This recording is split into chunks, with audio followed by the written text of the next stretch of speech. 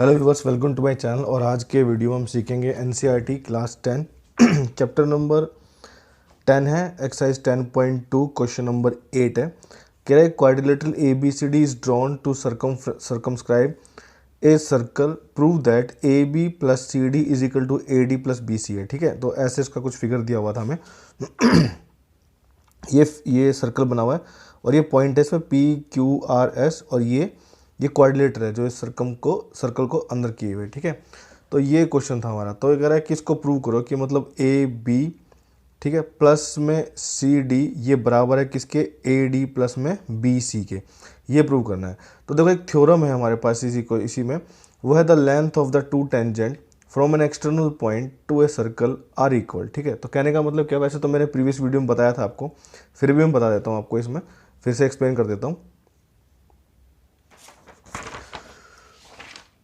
वो ये है कि मान लीजिए ये आपका सर्कल है और ये कोई पॉइंट है, इससे मैं दो टेंजेंट बनाऊंगा, एक यहाँ पर बनेगी और एक ये यहाँ पर बनेगी। तो ये मान लो ये A है, ये P और Q है। तो AP और AQ की लेंथ हमेशा बराबर होगी, मतलब AP किसके बराबर होगा, AQ के। ये थ्योरम है। ठीक है, तो थ्योरम थी the length of two tangent, एक येरी और एक येरी। ठीक है, tangent from an external point, इस एक्सटर्नल पॉइंट से to a circle are equal. तो ये हमारी क्या होंगी, हमेशा बराबर होगी। ठीक है, यही थ्योरम थी, इसी का यूज़ करेंगे हम इसमें। तो देखते हैं क्वेश्चन कैसे करेंगे, तो देख लेते हैं। प्रूफ देखो, प्रूफ में क्या करेंगे, हम पहले इस पॉइंट से लेंगे। ठीक है, फ्रॉम पॉइंट A, ठीक है, AP equal to AS, AP equal to AS। ठीक है, इसको ले लेंगे हम फर्स्ट। थ्योरम है हमारी, ठीक है, the length of two tangent. मैं इसे पूरा नहीं लिख रहा हूँ, लेकिन आपको एग्जाम में पूरी लिखनी है। ठीक है, ये मेरा फर्स्ट हो गया।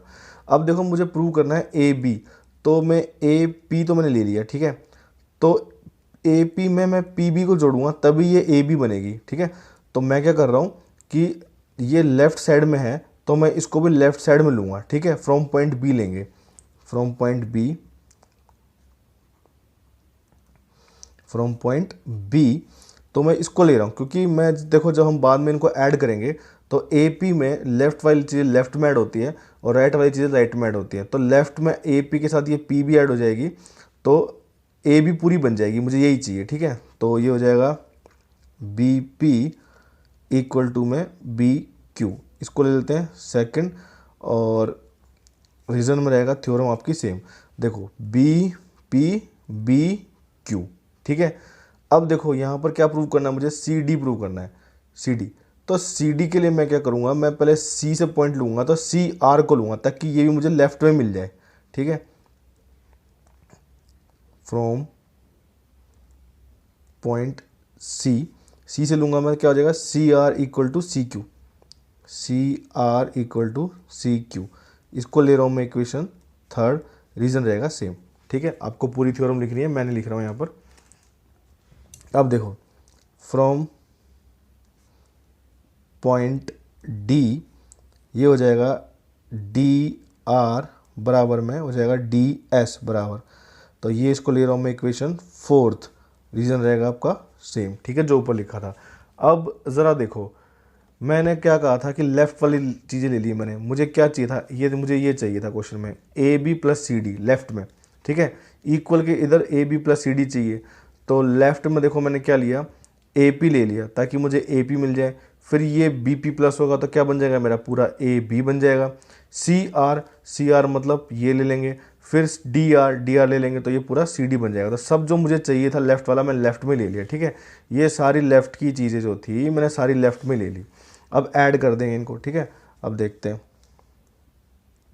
Add 1 2 3 and 4। ठीक है, तो हो जाएगा ये AP के बाद क्या लूँगा मैं, ये BP। देखो मैंने क्या लिया, पहले AP लिया, फर्स्ट को ऐड कर रहे हैं, पहले लेफ्ट में कह रहा हूँ AP के बाद ये BP प्लस BP प्लस ये ले रहा हूँ मैं CR और DR। ठीक है, प्लस CR प्लस DR, फिर इक्वल। अब देखो इक्वल के राइट में कौन कौन सी चीज़ें हैं, ये वाली भी, ये वाली भी, ये वाली भी, ये वाली भी, ठीक है, सबको प्लस कर रहे हैं। तो ये क्या क्या था हमारा, सबसे पहले देखो क्या था, ए एस था, तो यहाँ लिखेंगे हम ए एस प्लस, फिर देखो राइट में क्या है, ये बी क्यू है सेकंड में,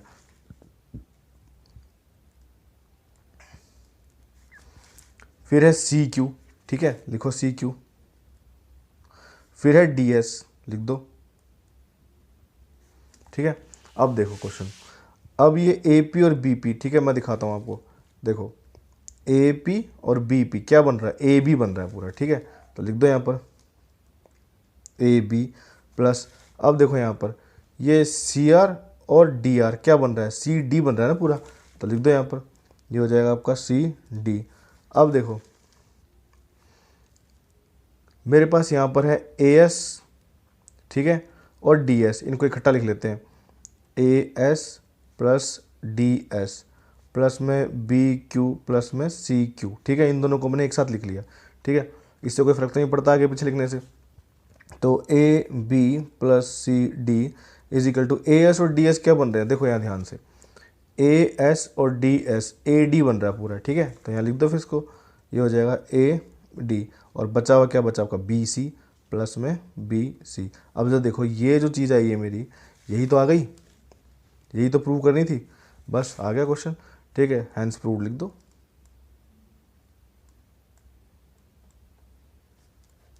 ठीक है। क्वेश्चन नंबर 8 कंप्लीट आपका।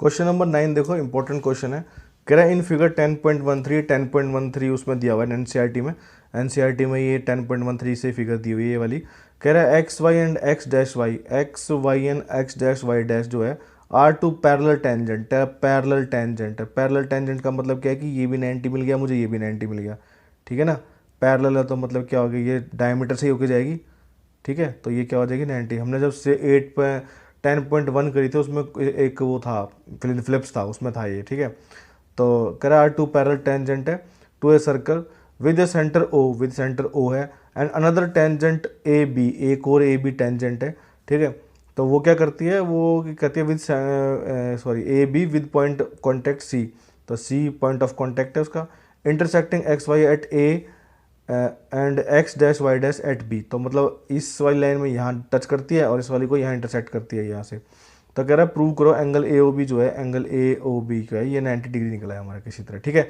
तो बहुत आसान है, कुछ भी नहीं है, बस थोड़ा सा सोचने जैसा चाहिए हमें कि सोचें कैसे। देखो एक थ्योरम है हमारे पास, वो क्या कहती है कि मान लो डायमीटर है, ये पेन ये इससे मिलती है, खुद ही उसने कहा है कि ये पैरेलल है, तो जब ये पैरेलल होती है तो क्या होता है कि ये दो डायमीटर से ही होकर गुजरेगी, ठीक है, ये डायमीटर से होगी, ये पैरेलल है तो डायमीटर से ही होकर गुजरेगी, ठीक है, ये पक्की बात होती है। क्वेश्चन नंबर देखिए, इसमें क्वेश्चन नंबर 4 भी दिया हुआ था इसमें मैं आपको दिखाता हूँ, ये था हमारा क्वेश्चन नंबर 4, तो इसमें लिखा हुआ था कि prove that tangent drawn at the end of diameter of a circle are parallel, ठीक है, तो हमने उसमें प्रूव किया था, तो प्रीवियस वीडियो में जाके आप देख सकते हैं वहाँ पर मैंने कैसे प्रूव किया है। तो इसका मतलब क्या है, डायमीटर से जो पैरेलल डायमीटर से जो टेंजेंट जाती है वो 90 डिग्री होती है, तो ये 90 डिग्री है हमारा, पक्का है इसका, तो ठीक है। तो और अब हम क्या करेंगे, इसकी वैसे ज़रूरत भी नहीं पड़ेगी, हम वैसे ही प्रूव कर देंगे इसको, ठीक है। तो करते हैं, तो सबसे पहले मैं क्या कर रहा हूँ, मैं इसको ज्वाइन कर रहा हूँ, ठीक है, इसको ज्वाइन कर देता हूँ। अब देखो मेरे पास दो ट्रायंगल बन रखे हैं, देखो एक तो ये ट्रायंगल बन रखा है, एक ये ट्रायंगल है और एक ये ट्रायंगल है, ठीक है। मैं पहले ये ट्रायंगल देखूंगा, ये वाला ट्रायंगल जो है ये, और ये वाला ट्रायंगल है ये, इन दोनों को मैं क्या कर दूंगा, मैं कॉन्करेंट प्रूव करने वाला हूँ, ठीक है। और इस वाले ट्रायंगल को और इस वाले ट्रायंगल को दोनों को कॉन्करेंट प्रूव करने वाला हूँ, इस वाले को और इस वाले को, तभी दोनों कॉन्करेंट हो जाएंगे, तो ये इक्वल टू ये हो जाएगा और ये इक्वल टू ये हो जाएगा, ठीक है। जब ये दोनों सारे बराबर हो जाएंगे तो हमको लीनियर पेयर की हेल्प से इसको 90 प्रूव कर देंगे, ठीक है। करके दिखाऊंगा, टेंशन मतलब आराम से करेंगे, ठीक है। तो क्या क्या गिवन है वो देख लेते हैं। गिवन में हमें दिया हुआ है क्या, टेंजेंट दी हुई है, ठीक है। अब ये बता देते हैं हम यहाँ पर कि ए बी क्या दी हुई है, tangent X Y and X dash Y dash are tangent, ये भी गिवन ही है, ठीक है। टू प्रूव क्या करना है, तो प्रूव करना है एंगल ए ओ बी जो है वो इक्वल टू क्या है, 90 डिग्री है। प्रूफ देखो, तो देखो मैं ले रहा हूँ triangle A P O in triangle A P O and triangle A C O. ठीक है, मैंने ये ले लिया। अब देखो P A equal to P C है, P A equal to A C है, P A equal to A C है। Tangent from an external point equal होती है टेंजेंट फ्रॉम एक्सटर्नल पॉइंट। ठीक है, ये मैं पूरा नहीं लिखा, आप लोग को लिखना है। टेंजेंट मैं लिख ही देता हूँ, टेंजेंट फ्रॉम एक्सटर्नल पॉइंट। ठीक है, अब देखो ओ पी और ओ सी दोनों रेडियस हैं, लिख सकते हैं यहाँ पर ओ पी इक्वल टू क्या है ओ सी, ये क्या है हमारे रेडियस है। ठीक है, अब देखो ए ओ बराबर है ए ओ के, ये क्या कॉमन है। ठीक है, दोनों कॉमन है।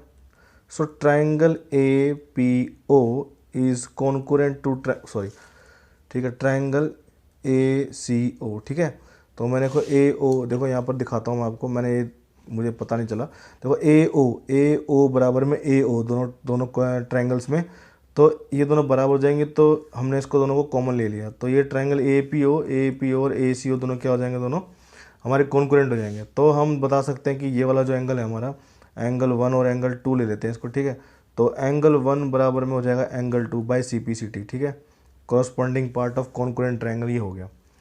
अब देखते हैं इन ट्राइंगल, अब मैं इन दोनों ट्रायंगल को लेने वाला हूँ। ठीक है, इस वाले ट्रायंगल को और इस वाले ट्रायंगल को, O Q B, in triangle O Q B. ठीक है, एंड ओ क्यू बी ले लिया, O C B and triangle O C B. ठीक है, इनको ले लिया मैंने। अब देखो ओ क्यू जो है वो बराबर है ओ सी के। ठीक है, मैं दिखाता हूँ कैसे। देखो ओ क्यू भी रेडियस है और ओ सी भी रेडियस है। ठीक है, पॉइंट ऑफ कॉन्टैक्ट है दोनों, तो ये रीजन क्या आ जाएगा हमारा, रेडियस है ये। वैसे उसकी ज़रूरत भी नहीं पड़ी कि वो 90 डिग्री है। ठीक है, ये जो हम बता रहा था 90 डिग्री होते हैं, 90 डिग्री ही होते हैं। क्वेश्चन मैंने प्रूव किया हुआ है, प्रीवियस वीडियो में जाकर देख सकते हैं आप। तो वैसे उसकी ज़रूरत भी नहीं पड़ी। अब देखो यहाँ पर क्या कर रहे हैं हम, ये जो है हमारी टेंजेंट, ये अच्छा ये तो हमने लिखा ही नहीं, ये किससे हुए हैं, ये एस एस से हुए हैं। ठीक है ना, साइड से हुए हैं, तीनों साइड मिल गई थी हमें। अब देखो ये है बी क्यू और बी सी बराबर टेंजेंट फ्रॉम एक्सटर्नल पॉइंट।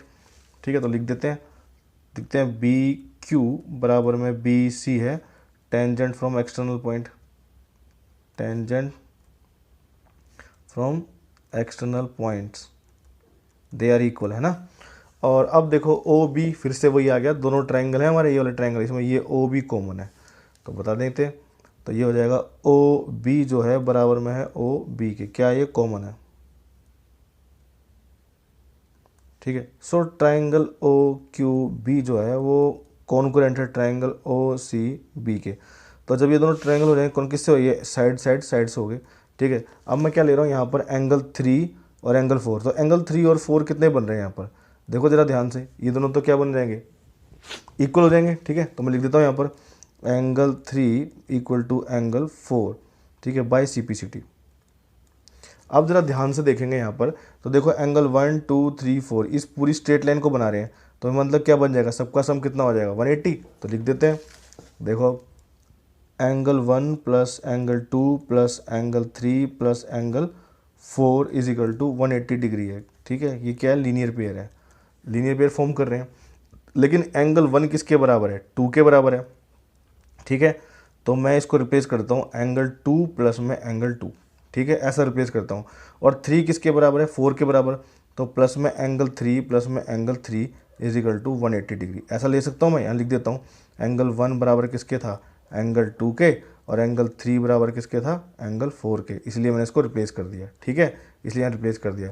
अच्छा, मैंने इनको 2 और 3 को ही क्यों लिखा, मैंने इसलिए लिखा क्योंकि मुझे, देखो मैं इनको भी इसको रिप्लेस कर देता एंगल 1 प्लस 1, इसका क्या फ़ायदा होता है, एंगल 4 प्लस 4 इसका क्या फ़ायदा नहीं होता, क्योंकि मुझे एंगल ए ओ बी को 90 डिग्री लाना है, इसलिए मैंने इसको रिप्लेस किया। तो 2 2 हो गया और 3 3 हो गया, मतलब ये दोनों को लिया है मैं इन दोनों एंगल्स को।